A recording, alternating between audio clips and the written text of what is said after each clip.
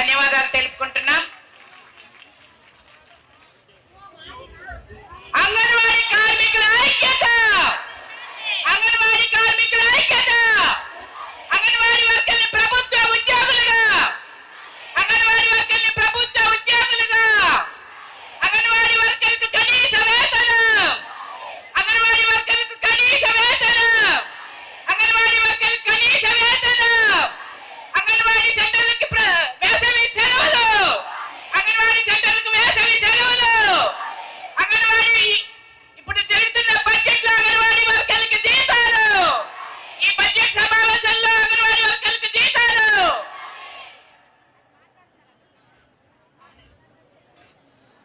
వేదిక మీద ఉన్నటువంటి సిఐటియు, ఏఐటిసి, ఐఎఫ్టియు నాయకులకి, అదేవిధంగా ఇక్కడ విచ్చేసినటువంటి మన అంగన్వాడీ అక్కచెల్లెమ్మలందరికీ కూడా రాష్ట్ర కమిటీ తరఫున అందరి తరఫున ప్రత్యేక అభినందనలు తెలియజేస్తున్నా.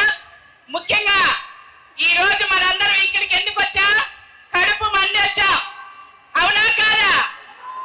మనము ఈ రోజు 15 రోజుల ముందు మనకు నోటీస్ ఇస్తే ఆ రోజు 42 రోజులు 3 సంఘాలు కలిసి పండగలన్నీ కూడా రోడ్డు మీద చేసుకొని వెళ్తే ఆ రోజు గవర్నమెంట్ ఒక మినిట్స్ కాపీ ఇచ్చింది. ఆ మినిట్స్ కాపీలో ముఖ్యమైన పాయింట్ ఏంటి? మన జీతాలు పెంచడం, అవునా కాదా?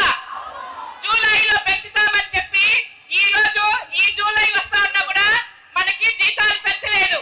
ఈ రోజు అన్ని చేసేసామని నిన్న దశల వారీగా మనం చేసుకుంటూ వస్తుంటే మంత్రి గారు నిన్న అన్ని చేసేసా ఆ ఒక్కటే అంటున్నారు. ఏం చేశారమ్మా? చనిపోతే 15,000. ఈ రోజు మనం దానికోసం 15,000 చనిపోవాలా?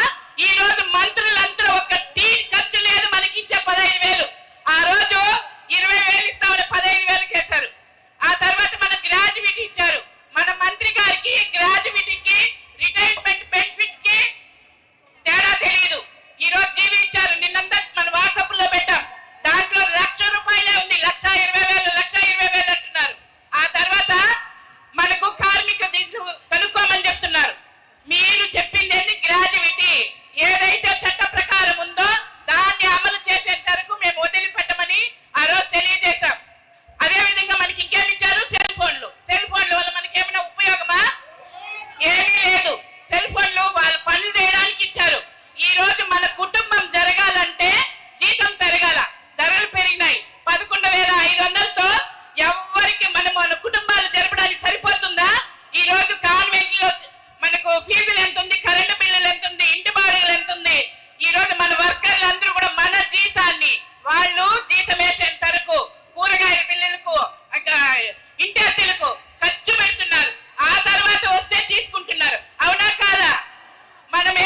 మనకి ఏమడుగుతున్నా? మీరు చేసినవన్నీ మీకు డబ్బులు వచ్చేటివే.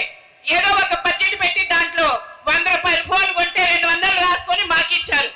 అదే విధంగా మేమేమడుగుతున్నాం? మా కడుపులు మా కుటుంబం జరగడానికి మీరు చెప్పారు ఏమని?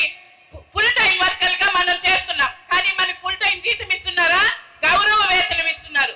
ఈ రోజు అదే మనం ఏమడుగుతున్నా? మాకు జీతాలు పెంచండి, మా కుటుంబం జరగాలంటే జీతాలు పెంచండి అని అడుగుతున్నాం. ఈ కోరికని వాళ్ళు తీర్చుకున్న అన్ని చేశామని గొంతెమ్మ కోరికలు అంటున్నారు. ఇది ఏమైనా పద్ధతి అని అడుగుతున్నాం.